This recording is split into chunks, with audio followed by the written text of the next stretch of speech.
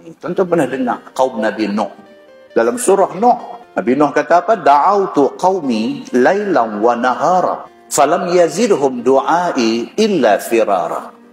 Allah sebut balik benda ni dalam Quran. Nabi Nuh kata, aku suruh kaum aku siang malam, falam yazidhum du'ai illa firara. Depa tak ikut seruan aku, depa lari pula daripada aku. Kesudahan apa jadi? Allah datangkan banjir ke seluruh alam.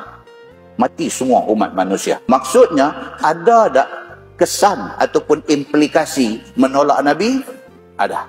Tuan-tuan tengok apa jadi kepada kaum Nabi Hud. Allah buat main angin kuat, angin ribut, taufan yang membinasakan kaum Nabi Hud. Tuan-tuan tengok apa yang jadi kepada kaum Nabi Saleh. Allah buat main dekat mereka seekor unta sebagai tanda mukjizat Nabi Saleh. Apa jadi? Mereka bunuh unta tu. Apa jadi dekat mereka ni? Allah buat main satu soyhah. Dia panggil satu jerekah. Satu suara jerekah main daripada langit. Dengan jerekah tu mati. Kita tak dengar lagi yang tu. Jerekah sampai mati ni. Wallahu a'lam macam mana. Tuan-tuan pernah dengar cerita apa yang jadi kepada kaum Nabi Lut? Apa penyakit yang kena kepada kaum Nabi Lut? Homoseks. Bukan sahaja mereka teliong, laki-laki tengok laki-laki teliong. Bukan takat tu saja. Sampai Allah hantar malaikat atas rupa laki-laki mai jumpa Nabi Lut. Mereka boleh usyar dia. Ini malaikat yang Allah hantar mai dekat Nabi Lut. Nak habaq dekat Nabi Lut kata, Lut esok hang keluar. Pasal apa? Sudah mai perintah Allah. Allah nak kalih tempat duduk hang ni. Daripada atas ke bawah.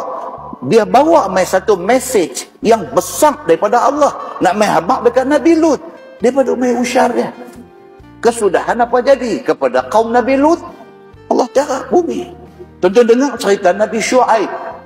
Nabi Shu'aib seru kaum dia. Kaum Nabi Shu'aib, Allah bagi kelebihan dekat mereka. Mereka ni buat menyaga jadi. Tapi tak mau terima Nabi Shu'aib.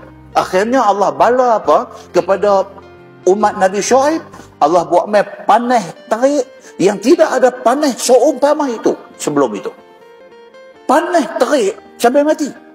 Apa jadi kepada Firaun yang lawan Nabi Musa? Apa jadi dekat dia?